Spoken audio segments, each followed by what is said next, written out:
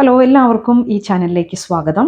നമ്മുടെ ചുറ്റിലുമുള്ള ഹെർബ്സും കാര്യങ്ങളൊക്കെ വെച്ചിട്ട് സ്കിന്നിനും ഹെയറിനും വേണ്ട നാച്ചുറലായിട്ട് രീതിയിൽ ഉണ്ടാക്കിയെടുക്കാൻ പറ്റുന്ന പ്രൊഡക്ട്സ് ഇൻട്രൊഡ്യൂസ് ചെയ്യലാണ് ഈ ചാനലിൻ്റെ മെയിൻ ഉദ്ദേശം. അപ്പോൾ ഇന്ന് നമ്മൾ നോക്കാൻ പോകുന്നത് നമ്മുടെ മുടി പൊതുവേ റഫായിട്ടിരിക്കുക, അല്ലെങ്കിൽ നമ്മൾ പല ട്രീറ്റ്മെൻറ്റ് മുടിക്ക് കൊടുക്കും അല്ലേ. ഇപ്പോൾ ഫോർ എക്സാമ്പിൾ ചിലർ കളർ ചെയ്യും, പല ട്രീറ്റ്മെൻറ്റ് ചെയ്ത് മുടിയുടെ ഷൈനിങ് ഒക്കെ പോവും. അതുപോലെ ചിലവർക്ക് നെറ്റ് കയറും, മുടി കൊഴിച്ചിൽ. അപ്പോൾ ഇപ്പോൾ എന്ന് പറഞ്ഞു കഴിഞ്ഞിട്ടുണ്ടെങ്കിൽ യങ്സ്റ്റേഴ്സിനൊക്കെ വളരെ നേരത്തെ തന്നെ മുടി കൊഴിച്ചിലൊക്കെ തുടങ്ങിയിട്ടുണ്ട്.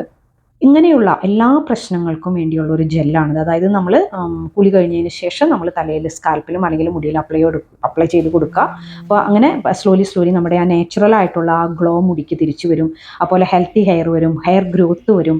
അത് പല ഗുണങ്ങൾ ഇതിനുണ്ട്. അപ്പോൾ ഇതെങ്ങനെയാണ് ഉണ്ടാക്കുന്നതെന്ന് നമുക്ക് നോക്കാം. ഹോം മെയ്ഡ് അലോവേര ജെല്ലുകൊണ്ടാണ് ഉണ്ടാക്കിയിരിക്കുന്നതെന്ന് ഞാൻ പറഞ്ഞു. അതിൻ്റെ ലിങ്ക് ഞാൻ ഇതിൻ്റെ താഴെ ഇടാം. അപ്പോൾ എല്ലാവരും ഇപ്പോൾ പ്രിസർവേറ്റീവ് ഉപയോഗിക്കാത്തതാണ് നമുക്ക് ഫ്രിഡ്ജിലും വെക്കാം. അപ്പോൾ ആവശ്യത്തിന് നമ്മൾ ഉണ്ടാക്കിയിട്ട് നമുക്ക് ഫ്രിഡ്ജിൽ വെച്ച് കഴിഞ്ഞിട്ടുണ്ടെങ്കിൽ നമുക്ക് വളരെ യൂസ്ഫുൾ ആയിരിക്കും. ഇതാണ് നമ്മുടെ ഇക്വേഷൻ. അപ്പോൾ ബേസ് എന്ന് പറയുന്നത് നമ്മൾ ഉണ്ടാക്കി വെച്ച ജെല്ലാണ്. അതിൽ ഗ്ലിസറിനും ഉണ്ട്. ഇനി പ്രിസർവേറ്റീവ് വേണ്ടാത്തവർക്ക് അത് ആഡ് ചെയ്യേണ്ട ആവശ്യമില്ല, പക്ഷേ ഫ്രിഡ്ജിൽ വെക്കേണ്ടതായിട്ട് വരും.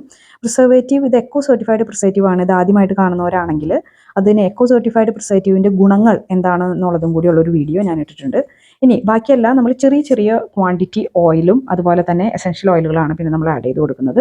കാസ്റ്റർ ഓയിൽ, അതായത് അവണക്കെണ്ണ, അതുപോലെ കറുത്ത ജീരകത്തിൻ്റെ എണ്ണ, അതുപോലെ നല്ലെണ്ണ, jojoba oil, tea tree oil, sweet almond oil നമ്മുടെ ബദാമിൻ്റെ എണ്ണ, അത് സ്വീറ്റ് ആൽമണ്ട് ഓയിൽ തന്നെ എടുക്കാനായിട്ട് ശ്രദ്ധിക്കണം. ഗ്രേപ്പ് സീഡ് ഓയിൽ, ഈ അടുത്ത് നമ്മളൊരു ക്യാരറ്റ് ആൻഡ് ബീട്രൂട്ട് ഇൻഫ്യൂസ് ചെയ്തിട്ട് നമ്മളൊരു ഓയിൽ ഉണ്ടാക്കിയായിരുന്നു. അത് വേണമെങ്കിൽ ആഡ് ചെയ്ത് കൊടുത്താൽ അത് അത്രയും നല്ലതാണ്.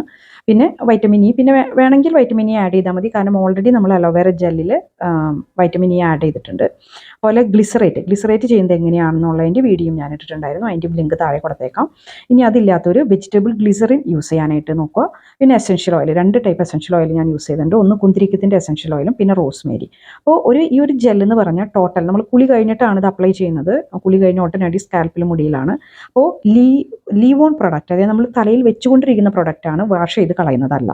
ഓരോരുത്തരുടെ മുടിയുടെയും ഇത് മനസ്സിലാക്കുക, അത് ഓയിലി ആണോ ഡ്രൈ ആണോ എന്നുള്ളതന്നെ. അപ്പോൾ എനിക്കെന്ന് പറഞ്ഞു കഴിഞ്ഞിട്ടുണ്ടെങ്കിൽ ഇത്തിരി ഫ്രിസിയാണ്. കുളി കഴിഞ്ഞ് ഷാമ്പു ഇട്ട് കഴിഞ്ഞ് കഴിഞ്ഞിട്ടുണ്ടെങ്കിൽ ഇപ്പോൾ വീട്ടിലെല്ലാവർക്കും മുടി ഇങ്ങനെ ഭയങ്കരമായിട്ട് ഇങ്ങനെ റഫായിട്ടിരിക്കും. അപ്പോൾ അതുകൊണ്ടാണ് ഇത്രയും ഓയിലുകൾ. പക്ഷേ നമ്മൾ പുരട്ടുമ്പോൾ നമുക്ക് ഇത്തിരി ഇതായിട്ട് തോന്നുന്നു വെച്ച് കഴിഞ്ഞാൽ കുറച്ച് നേരം കഴിഞ്ഞ് കഴിയുമ്പോൾ ഭയങ്കര ഷൈനിങ് വരും, നല്ല സ്മൂത്ത് ആയിട്ടിരിക്കുകയും ചെയ്യും. അപ്പോൾ നമ്മൾ അതിനനുസരിച്ച് ഓയിലുകൾ കൂട്ടിയും കുറച്ചുകൊണ്ടിരിക്കണം. ഇനി ഓയിലുകളൊന്നും വേണ്ടെങ്കിൽ തന്നെ ഗ്ലിസറിനും വൈറ്റമിൻ ഇയും എസെൻഷ്യൽ ഓയിലുകൾ നമ്മൾ യൂസ് ചെയ്യുമ്പോൾ ബാക്ടീരിയ, ആൻറ്റി ഫംഗൽ അങ്ങനെയുള്ള, അതായത് നമ്മുടെ ഡാൻഡ്രഫ്, സ്കാൽപ്പ് മോയ്സ്ചറൈസ് ചെയ്ത് നിർത്താനൊക്കെ പറ്റിയ രീതിയിലുള്ള എസെൻഷ്യൽ ഓയിൽ. ഇപ്പോൾ എല്ലാവർക്കും അറിയാം, റോസ്മേരി എസെൻഷ്യൽ ഓയിലൊക്കെ വളരെയധികം നല്ലതാണ് ഹെയർ ഗ്രോത്തിനൊക്കെ.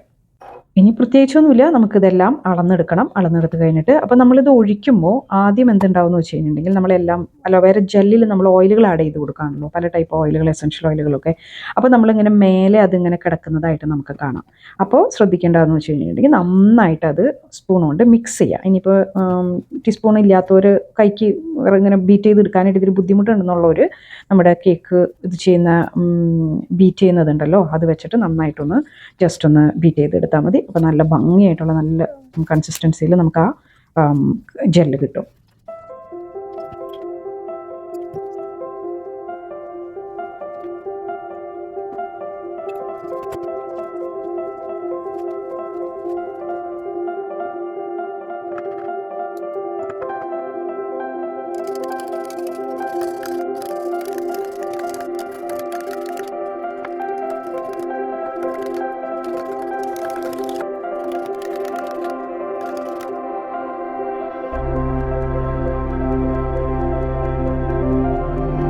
നമ്മുടെ സ്കാൽപ്പിൽ എപ്പോഴൊക്കെ കുളിക്കുന്നുണ്ട് അപ്പോഴൊക്കെ ചെയ്യാം. സ്കാൽപ്പിലും മുടിയിലും അപ്ലൈ ചെയ്ത് കൊടുക്കുക. ഹെയർ ഡ്രയർ യൂസ് ചെയ്യുന്നതിനേക്കാൾ മുൻപ് നമ്മൾ ഇത് പുരട്ടിയിട്ട് നമ്മൾ ഹെയർ ഡ്രയർ യൂസ് ചെയ്യുകയാണെങ്കിൽ പോലും മുടിക്ക് പൊട്ടലൊന്നും ഉണ്ടാവില്ല. ഹെയർ ഡ്രയർ യൂസ് ചെയ്ത് കഴിഞ്ഞിട്ട് നമുക്ക് ഭയങ്കരമായിട്ട് ഡ്രൈ ആയിട്ട് തോന്നണമെങ്കിൽ അപ്പോഴും അപ്ലൈ ചെയ്യാം.